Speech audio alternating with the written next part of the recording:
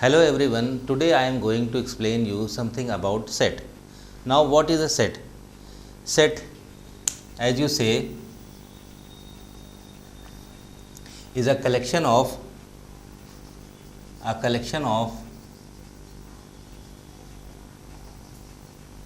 well defined means specific, a collection of well defined distinct objects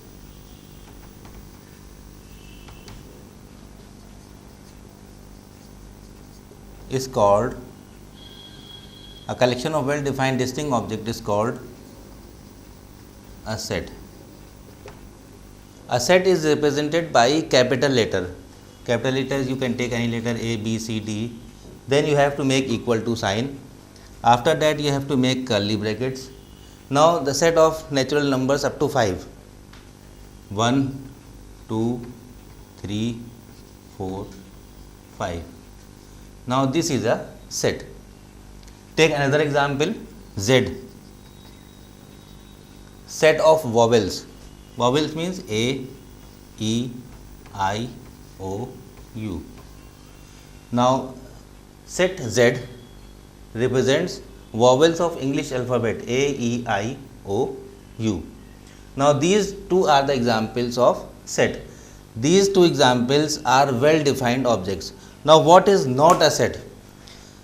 A object which is not well defined is not a set. Suppose I say flowers in the garden. The flowers in the garden are many. Lotus भी है, lily भी है, jasmine भी है, बहुत सारे flowers होते हैं. तो उसमें फ्लावर्स जो है गार्डन में वो सेट नहीं होगा. अब हम कहें collection of data, collection of numbers which are integers, तो ये जो है सेट है. Collection of data which contain integers. Integers जो है उसमें सारे पॉजिटिव नंबर भी होंगे, सारे नेगेटिव नंबर भी होंगे, तो वो भी सेट कहलाएगा. अब हम कहें ऑल इंटेलिजेंट बॉयज़. अब all intelligent boy in a class, तो you can not define which boy is intelligent and which boy is not. तो this kind of thing is not well distinct, therefore it is not a set. Suppose I say 3 days of a week. 3 days of a week is also not well defined. It can be Monday, it can be Tuesday, it can be Wednesday, Thursday, Friday, Saturday, Sunday. So 3 days of a week is not a well defined set. Take another example, all days of the week. तो all days of the week में Monday से लेकर Sunday से लेकर Saturday तक सारे days आ जाएंगे, तो ये जो है वो वेल डिफाइंड है. सपोज कीजिए एक अदर एग्जाम्पल लीजिए, मंथ ऑफ द ईयर. तो मंथ में there are 12 month in the year. तो 12 मंथ होते हैं, तो 12 मंथ के हिसाब से जनवरी से लेकर दिसंबर तक, तो ये भी वेल डिफाइंड है. ये सारे सेट जो हैं, सेट किसे कहते हैं? जो वेल डिफाइंड ऑब्जेक्ट डिस्टिंक्ट होता है उसको. अब जैसे ऑल इंटेलिजेंट बॉय, जैसे मैंने एग्जांपल दिया पहले भी, तो all intelligent, there is no criteria और anything which by which you can decide which boy intelligent और which boy is not intelligent. So this is not a set. Suppose I say other example, the students whose height is greater than 150 centimeter. So this is a set. So you can distinctly separate the boys whose height is 150 centimeter, greater than 150 centimeter. So write the names of those students whose height is 150 greater than 150. So it is a collection of well defined sets. तो set का मतलब ये होता है कि जो भी चीज़ आप वेल डिफाइंड हो वो सेट कहलाती है, और जो वेल डिफाइंड ना आ पाए वो सेट नहीं कहलाती है. अब how can you describe a set? How can you mention a set? There are 3 methods by which you can describe या mention a set. Representation of a set. How will you represent a set? Representation of a set. तो there are 3 methods, 3 तरीके हैं जिससे you can represent a set. तो सबसे पहला method है description method. Description method हो गया.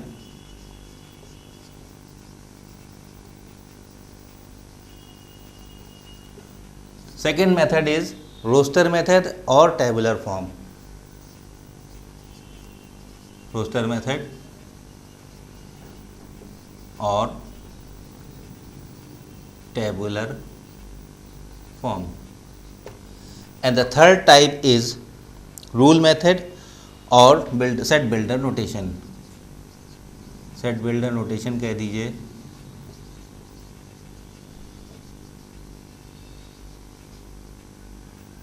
और रूल मेथड कह दें। तो these three methods are the ways by which you can represent a set. सबसे पहला है डिस्क्रिप्शन मेथड, सेकेंड है रोस्टर मेथड, और तीसरा है सेट बिल्डर मेथड या फिर रूल मेथड। अब I am going to explain you all the three methods taking one example.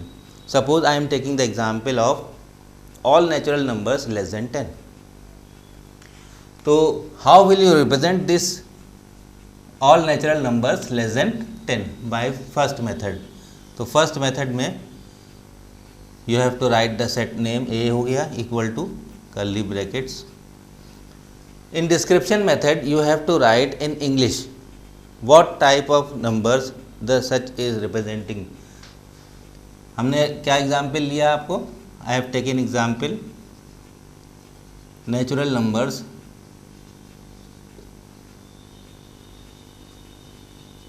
Less than 10।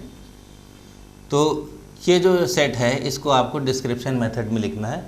Description method में कैसे लिखेंगे? A set of natural numbers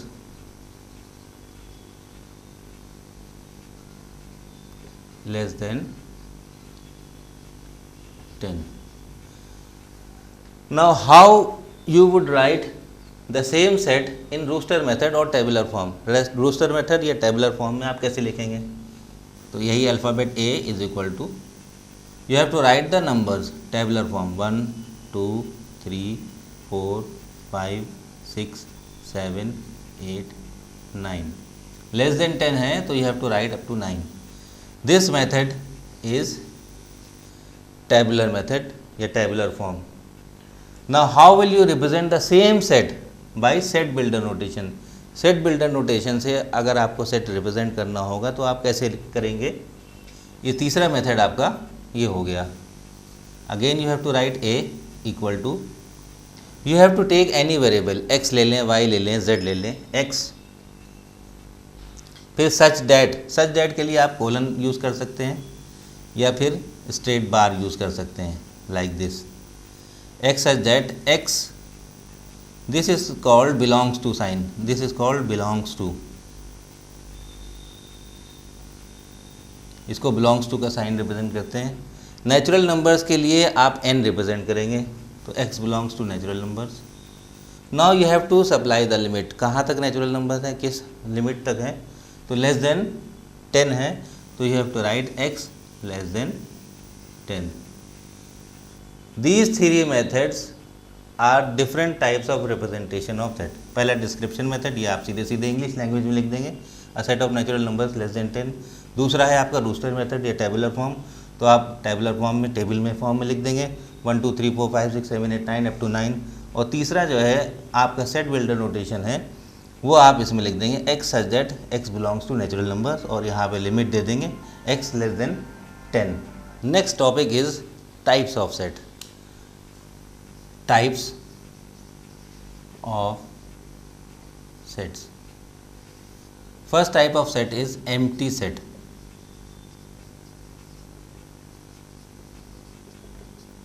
a set which has no element, जिसका कोई element नहीं होता है, empty होता है, उसको बोलते हैं empty set. And it is, this set is no element, no element हो गया ये, और this set is represented by blank curly brackets और फाई साइन, इसको बोलते हैं फाई। ये हो गया empty set. Next is singleton set.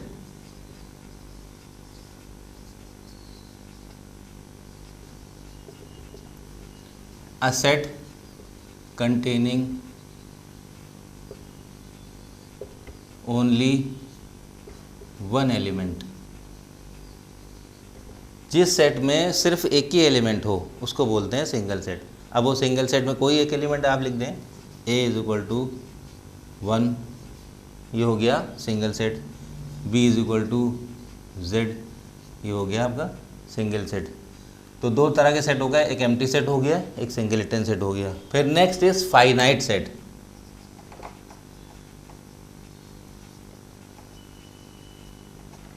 Finite set उसे बोलते हैं जिसके एलिमेंट हम काउंट कर सकें। A set whose elements can be counted, जिसके एलिमेंट को हम काउंट कर सकें। A set whose elements can be counted. For example A is equal to A, B, C, D, E। तो देयर आर 5 एलिमेंट्स। इस set में A में 5 elements हैं, A, B, C, D, E, यानी first 5 letters of the English alphabet small letters हैं। तो A, B, C, D, जो इसके एलिमेंट हम जो है काउंट कर रहे हैं, तो इसको बोलते हैं फाइनाइट सेट। फिर है फोर्थ है infinite set. Infinite set, a set whose elements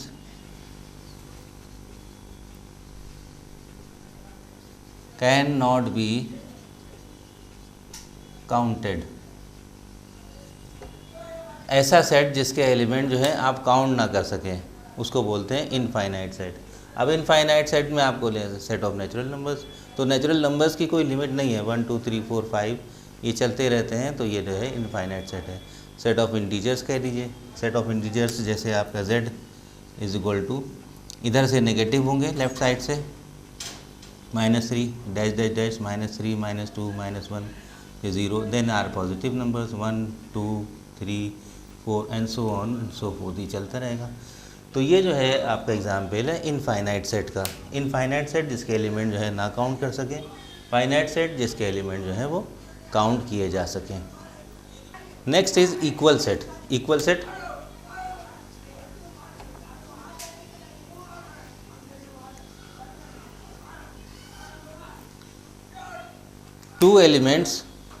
two sets whose elements are the same. There are two sets whose elements are the same. Suppose I am taking two sets. Set T is equal to 1 2 3 and I am taking another set Z. इसके element है 2 3 1। The elements of these two sets are same. Set T के element है 1 2 3, set Z के element है 2 3 1। तो ये 1 2 3 और 2 3 1 ये दोनों एलिमेंट जो हैं सेम हैं और इक्वल हैं। इसमें भी 3 एलिमेंट है, इसके में, तो ये जो है सेट क्या कहलाते हैं, equal set. Next is equivalent set.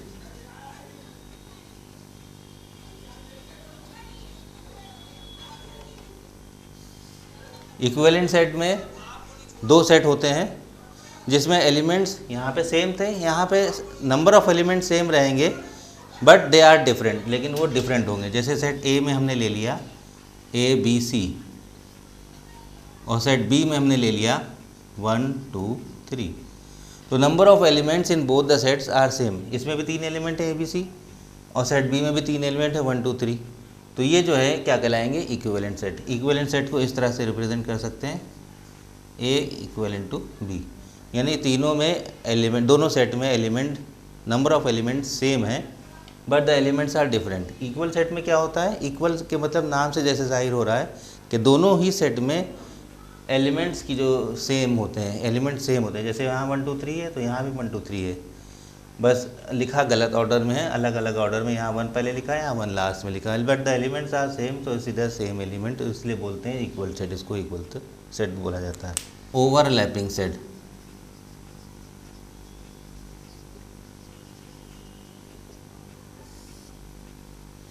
If there are two such sets such that one element in both the sets is common, एक ऐसा सेट हो, दो ऐसे सेट हो जिसमें एक एलिमेंट जो है दोनों ही सेट में हो। जैसे हम एग्जाम्पल ले रहे हैं set T is equal to 1 2 3 4 और set B is equal to 5 6 7 4।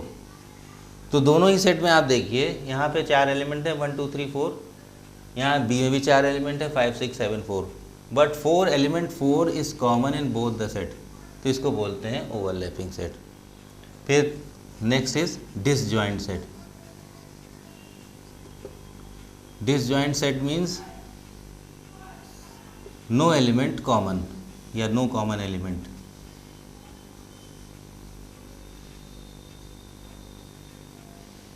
If there are so two sets, set A ले लिया आपने, ए बी सी, और सेट जो है जेड ले लिया आपने 1 2 3।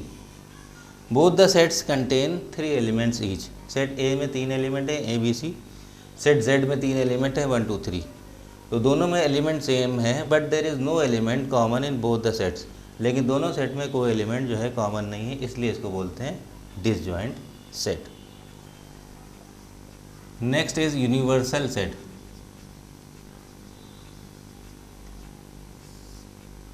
What is universal set? Universal set किसे कहते हैं? यूनिवर्सल सेट वो होता है जिसमें बहुत सारे सेट्स के एलिमेंट मिला के एक यूनिक सेट, एक पहला सेट बना देते हैं, जिसको बोलते हैं यूनिवर्सल सेट। इसका कॉन्सेप्ट आपको ऐसे समझाते हैं।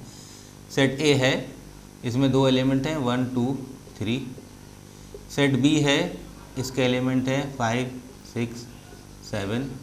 और सेट सी है, इसके एलिमेंट है 8 9।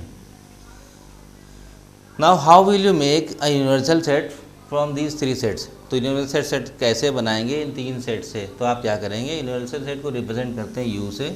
तो एक ऐसा सेट बनाया which contains all the elements of this set. Set ए के भी एलिमेंट हो, सेट बी के भी हों और सेट सी के भी हों। तो सबसे पहले स्टार्टिंग करते हैं 1 से, 1 2 3। Next is 5 6 7 8 9। तो this set which is represented by you, ये सेट जो u से रिप्रेजेंट हो रहा है 1 2 3 5 6 7 8 9, ये जो है क्या कहलाएगा, यूनिवर्सल सेट कहलाएगा। तो ये यूनिवर्सल सेट इस तरह से होता है। Now next is what is cardinal number of A set? What is cardinal number of a set? किसी भी सेट का कार्डिनल नंबर अगर आपसे पूछा जाए तो क्या होता है? तो कार्डिनल नंबर रिप्रेजेंट्स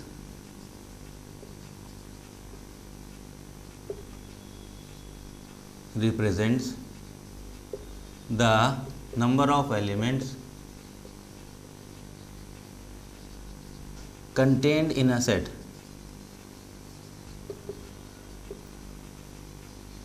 तो कार्डिनल नंबर का मतलब क्या हुआ, जितने भी एलिमेंट हैं उस सेट में उसको गिन के आप उसका नंबर लिख दीजिए। जैसे सपोज़ कीजिए कोई सेट है उसमें 4 एलिमेंट है तो उसका कार्डिनल नंबर 4 हो गया। कोई सेट है उसमें 5 एलिमेंट है तो उसका कार्डिनल नंबर 5 हो गया। यहाँ पे एग्जाम्पल ले रहे हैं हम, यहाँ a is equal to 2 7 8 9। Now I want to ask you what is the cardinal number of set a? तो you have to write cardinal number, represent करेंगे n से, फिर ब्रैकेट लगाएंगे, a सेट का नाम लिखेंगे इज इक्वल टू, इसमें कितने एलिमेंट है?